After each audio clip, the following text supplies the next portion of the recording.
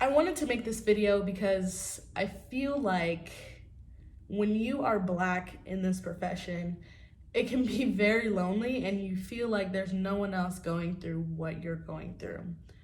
But trust me, you are not the only one.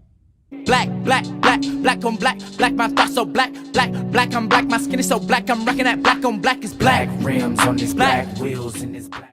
Hello beautiful people, welcome back to my channel. I'm Jasmine if you didn't know, and today I'm going to talk to you guys about the Black experience in speech pathology. So first I'd just like to start off with giving you a little bit of perspective. According to ASHA, only 8% of SLPs are SLPs of color, and furthermore, only 3.5% of that 8% are Black people. So if you're really thinking about it, 3.5% of SLPs are Black. That makes it a very white profession and a very lonely place for Black people to be. As a Black person in society, you often have to force yourself into spaces that weren't made for you, or you have to create your own space because we live in a society that was never set up for us to succeed. And that is very much how it feels being in the field of speech pathology. It was not made with Black people in mind at a student level, a professional level, or a clientele level. At a student level, I was one of 4 Black people in my undergrad, and I was the only Black person in my graduate class. Not only are you not seeing people that look like you, and seeing a Black professor is a rarity, you are also suddenly the spokesperson for Black people.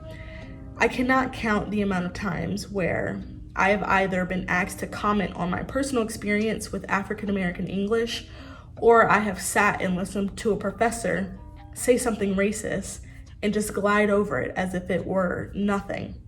Being a Black student in those types of spaces can be very difficult because you are not a professional.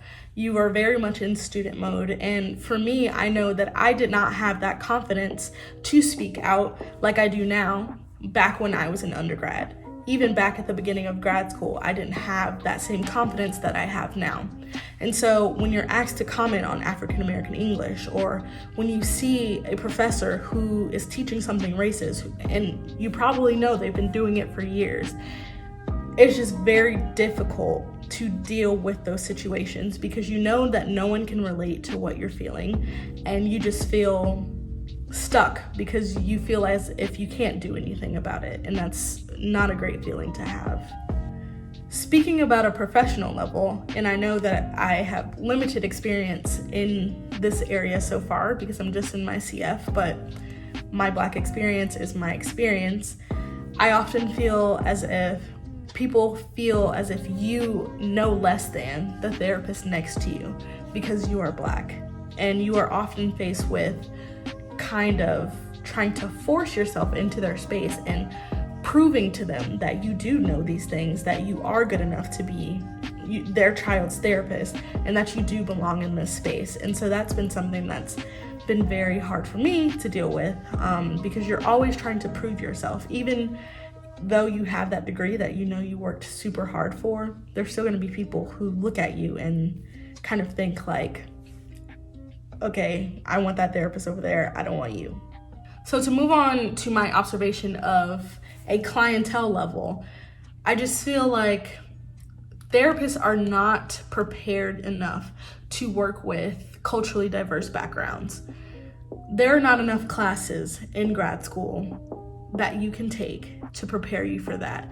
And people can throw around the term African American English, but when it comes down to it, Black people, people that are minorities in general, are often underdiagnosed, and people don't know how to deal with them in therapy a lot of the time, which is very unfortunate. I know for me, when I was in grad school, the multicultural classes were optional.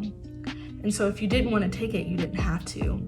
Majority of my class did not take it, and so you're not getting that information, which is so vital to such a large part of your clientele. So in general, our major is not prepared to deal with Black people on a professional level, and we're not preparing our future SLPs to deal with Black people at a clientele level either. Again, I wanted to share this video just in case you were a Black professional and you felt kind of like I did and you thought you were the only one. You are not alone. And even if you're not Black, I hope that you can watch this video and it can give you an expansion of the knowledge that you have about the Black experience in speech pathology.